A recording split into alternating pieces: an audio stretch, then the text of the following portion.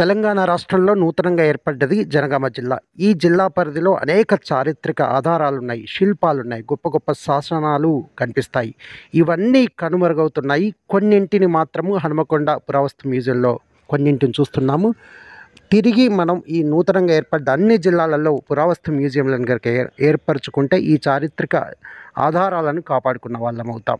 మరి ఈ దిశగా ఈ ప్రభుత్వాలు పూనుకుంటే ఈ చరిత్ర, సంస్కృతి భవిష్యత్ తరాల వాళ్ళకి అందించగలుగుతాము.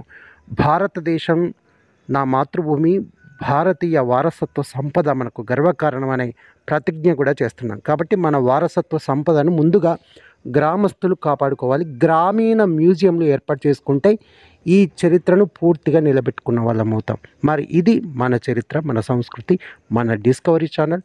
ఈ వీడియో షేర్ చేయండి, ఈ ఛానల్ని సబ్స్క్రైబ్ చేయండి. నేను మీ డిస్కవర్ మ్యాన్ రెడ్డి రత్నాకర్ రెడ్డి.